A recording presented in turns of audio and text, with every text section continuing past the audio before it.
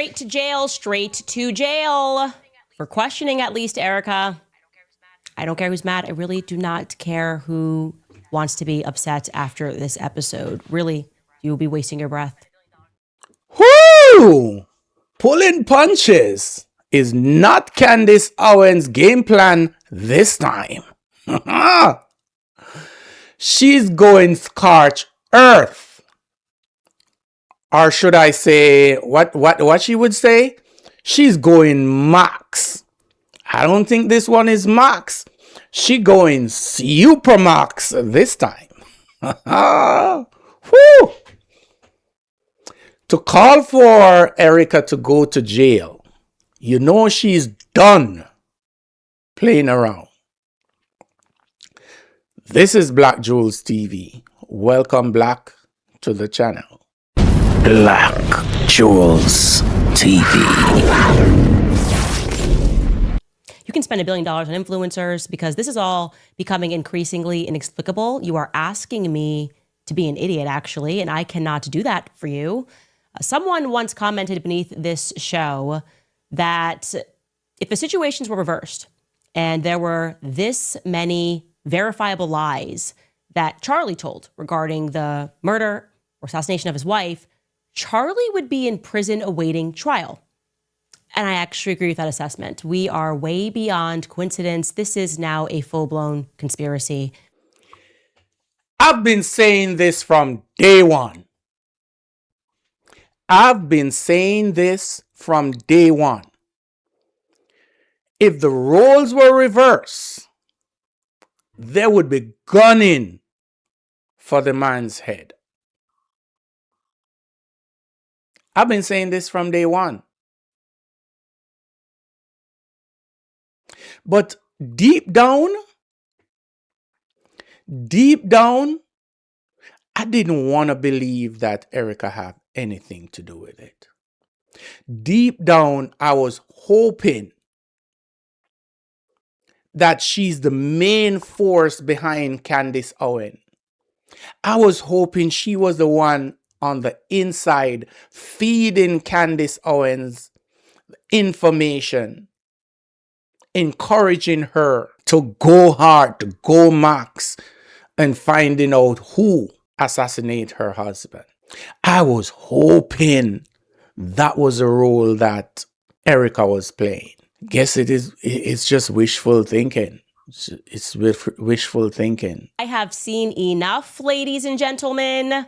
I've seen enough. Erika Kirk should be dragged into a police precinct for questioning. Like I said, you can show me the person who disagrees with me on that after I will reveal to you what we can now confirm. You can show me that individual and I will show you a full-blown fraud.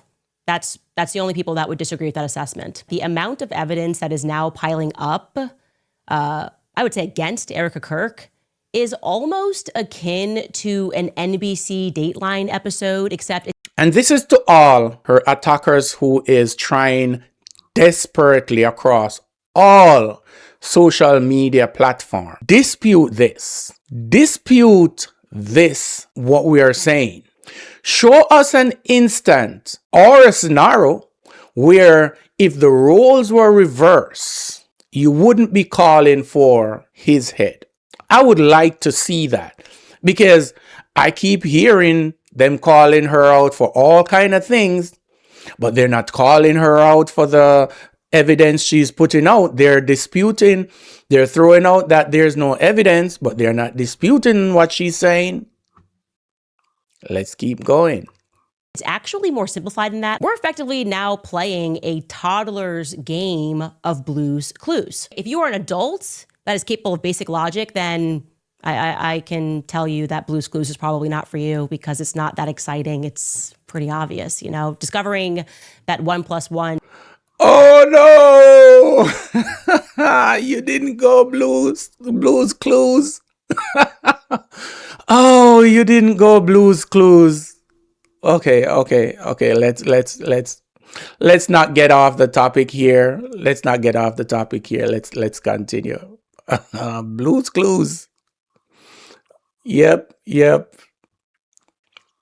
That one was funny. that 1 + 1 = 2 is a very elementary concept. And that's effectively what that show is. And we are now arriving at that moment with Erika Kirk. And I'm going to tell you why. So yesterday and last week, we introduced to you Erika's best friend for over 15 years, a woman by the name of Tracy Martin.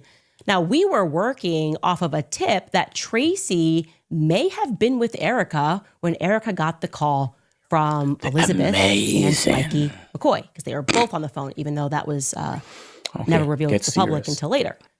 Tracy, I am told, because she's privatized her public profiles, but I am told that she has denied that claim. Okay, let's assume Tracy's telling the truth and that she was not with Erika on September 10th. That's not even relevant to what we're about to reveal to you, because what Tracy cannot deny is that her daughter is indeed Erika's assistant. This is why they are going after Candace that hard. The people who believe in Charlie believe in Candace, and they are not leaving no stones unturned. Her detractors, they don't really think she's mischievous. They don't really think she's jealous. They don't really think she hates Erika.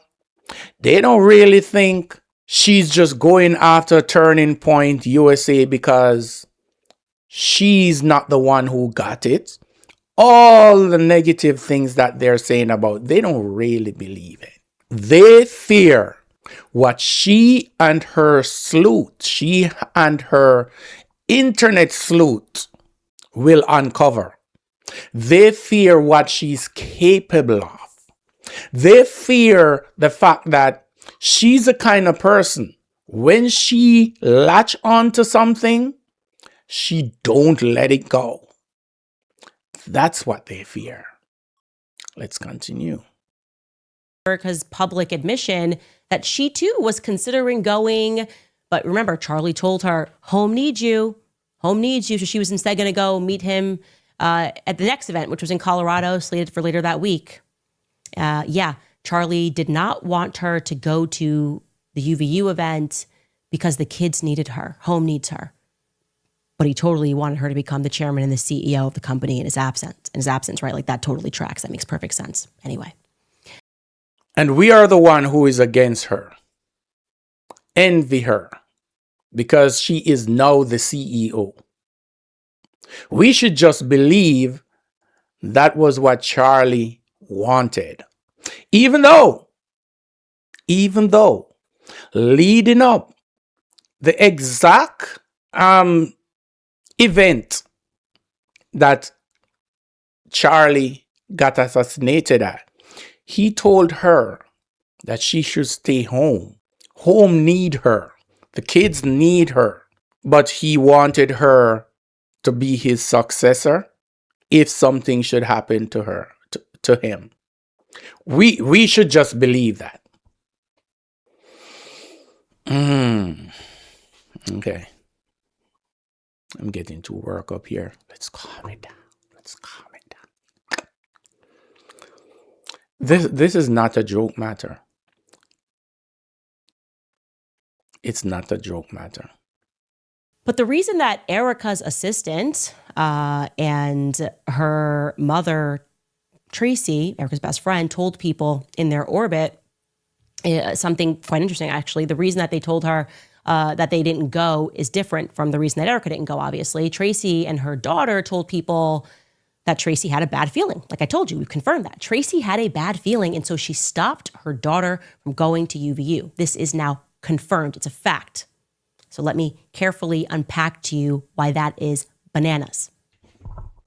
Are you all still questioning Candace Owens' ability to get to the truth? Are you all still questioning the evidence she's putting forward every single day? If you do, and I'm going to say this without apology, if you do Anybody who is still questioning her ability to get to the truth and questioning the evidence she is putting forth every single day or every single episode, you are all by choice a part of the cover up. If you don't believe, if you don't see why someone would be suspicious of Turning Point, people in Turning Point, let me put it that way, people in Turning Point, and Erika and people around Erika, you're part of the cover up. You're just playing your part in covering up what really happened to Charlie. The day before, as we know, Charlie messages a group of people and says that he is abandoning the pro-Israel cause, and he means it, okay? He's also texting people who work at Turning Point USA, and he's saying he wants Candace back at AmFest that year after the Zionist peer pressure to keep me off of the roster. He wasn't allowed to have me. Charlie's done. He is done. That's now a fact. He signals to his troops that he doesn't care about the money, does not care about the money anymore. He wants them out. He then has what looks like an emergency Zoom call with Rabbi Wolicki. Now, I want you to bear in mind, this is 4 a.m. in Israel. Rabbi Wolicki lives in Israel. It's 4 a.m., and he's going to jump on this call with Charlie. And he was just on this chat. He was on the chat 2 hours earlier before this call when Charlie said that he would no longer be bullied by Jewish donors who play into all of the stereotypes. That chat, that notorious chat, which also featured Josh Hammer, okay? Josh and the rabbi, 2 hours later, are going to jump on this call. And later on, after Charlie was assassinated, Josh and Erika, in a different time, to my face, they're going to say that chat was really not a big deal. That chat wasn't a big deal. Charlie was just blowing off a little bit of steam. He didn't mean it. He never once blinked on his support for Israel. Now, according to Josh, that 2 hour later call, that was just because Josh Hammer's brilliant. He's a mentor. He was a mentor somehow to Charlie when it came to debating, and he really just needed some good talking points. He was angry at Israel, but he was just blowing off some steam, and then he was back and wanted to focus on these talking points. And so apparently he needed Josh Hammer, and he also needed this rabbi all the way in Israel who agreed to wake up at 4 a.m. his time to help Charlie with talking points to college students. It's not exactly doing some main stage event up against some big political player. He needs help debating college students. So never mind the fact, let's just park aside the fact that Charlie was known as a boy wonder for doing just that. That's how he made his name, debating college kids. This time, for whatever reason, he needed some pointers, and these were the two that were best suited for the job. Okay. What level of intelligence do you have to believe this? Or what level of ignorance do you think we have to believe this? These stories are so far-fetched, they are miles and miles apart. We aren't dumb. We aren't stupid. The great Bob Marley once said, and I quote, "You can fool some people sometimes, but you can't fool all the people all the time. Keep on fooling who you guys can fool. You can't fool all of us." Oddly, however, what we can confirm to you is Erika's best friend and her assistant did have fear for some reason. Charlie's good. He's excited, but they had fear. For some reason, Tracy Martin told her daughter, who's Erika's assistant, not to go to this event. They pull her back because Tracy senses danger. But if that's just mommy intuition, are we to believe that she did this? She pulled her daughter back from this event and she declined to share that overwhelming mommy intuition with her best friend whose husband was going to the event? That seems selfish to me. Are we also to believe that Erika wasn't interested in asking her assistant why she wasn't going to do her job, to work? I want you guys to remember, Charlie was assassinated on a Wednesday. So if Tracy pulled her daughter back from going to work or going to the event on Wednesday morning, then presumably Erika, her daughter's employer or boss, would have been made aware. You presumably would have had to say something. Maybe the conversation, hey, what are you doing staying behind here in Arizona? Didn't I tell you to go help Charlie at UVU? Doesn't there have to be some sort of a conversation? And if you're wondering why at all Erika's assistant would be traveling with Charlie, it's because she also doubled as an assistant on Charlie's show, and the whole gang was there. Remember Charlie's show? Blake Neff's there. They're bringing Mikey, amazing Mikey McCoy is there. Well, kind of weird that she wouldn't tell her work colleagues, hey, maybe don't go. My mom's got a bad feeling. No? Or were Blake and Mikey wondering why she wasn't coming to work at UVU? How did this go? I want to know. I have all of these questions, but you see, I'm not a police officer. I don't work for the feds. And so I don't have a right to ask them outside of this podcast.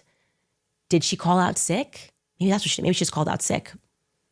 That's not what she told people in her immediate circle, but I'm just throwing things at the wall here because everything we're being told makes no sense. So did she called out altogether?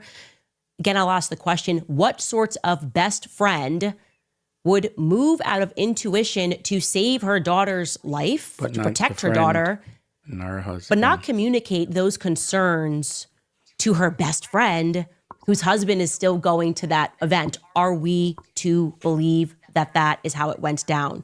And if the answer is yes, are we to assume that they believe we're idiots? Erika should be dragged into a police precinct. Tracy Martin should be dragged into a police precinct. Her daughter should be made to sit and answer basic questions about this intuition. Messages should be shared, shown. Everyone should figure out how this happened. That's where I'm at on this. She needs to be questioned. Erika needs to be questioned. Because my dog Blue is my dog Blue print, and this picture seems pretty obvious that is emerging. Paw print number 1 on the day of Charlie's actual funeral. Her and Andrew Colvett, Erika and Andrew Colvett, had an emergency 3-way call with Dr. Lee Trotter, the surgeon, trying to figure out how to respond to the public about why the 30-06 didn't pass through Charlie's neck. Erika allegedly is the one who put forth this 3-way call. She's on the call. There was no HIPAA violation here. And she is the one that suggested that Charlie has a Superman neck. And again, they are playing defense because I shared the fact on my podcast that the bullet didn't go through. Not only did not go through, there was no blood at all.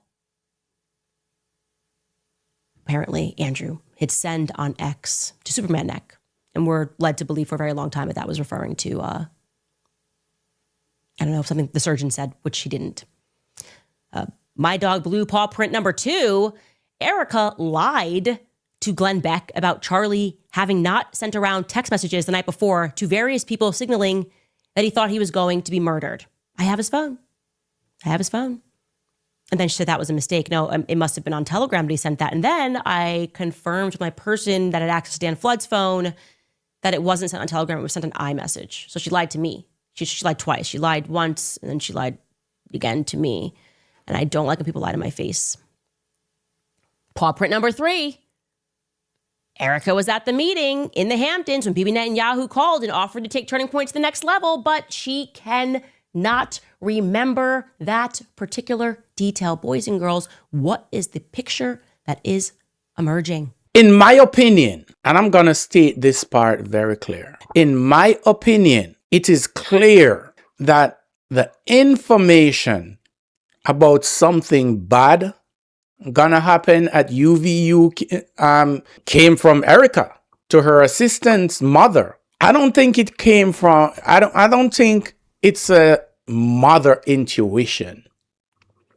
I think it came from Erika to the assistant's mother.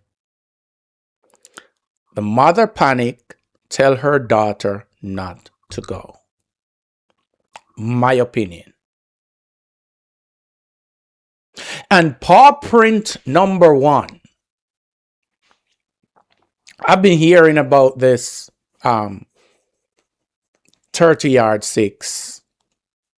And I don't really know about the 30-yard 6 rounds. But I'm very familiar, very familiar with the 7.62 by 51 millimeter rounds. Very familiar with it. Through my years in the military, back home, and that was the choice of weapon by the military. And the ammunition we use, the rounds we use is 7.62. And I am sure, very sure,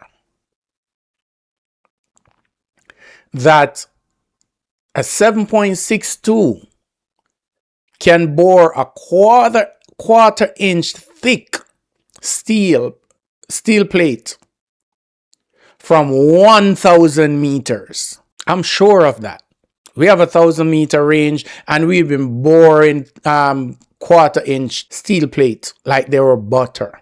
And to my understanding, the 30-yard 6 is way more powerful than the 7.62. No Superman neck could not have stopped that. Plain and simple. No body part could stop a 30-yard 6. If, and based on my understanding it is more powerful than a 7.62. Paw print number 2, because my dog Blue, he's leaving clues. Blue's clues. Paw print number 2. All I can say, another lie from Erika. Erika caught in another lie, which lead up to paw print number 3. Oh, Erika lying again. Erika lying again. What innocent, grieving widow lied this much about what really happened to her assassinated husband?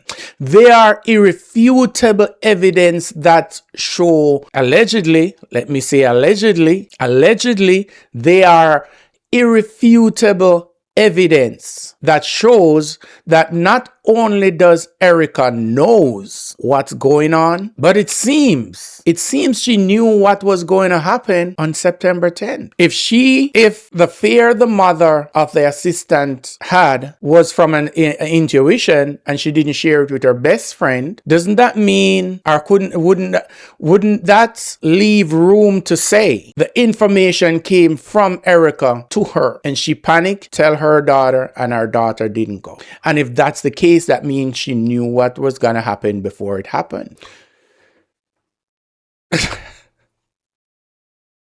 I mean, come on. I know you guys know some people are very dumb or very stupid, but when you find people who is not acting dumb and stupid, don't treat them like they're dumb and stupid. Don't do it. Anyway, man, until next time, Black Jules TV saying, walk good, do good, and let good follow you. Stepping out. Black Jules TV.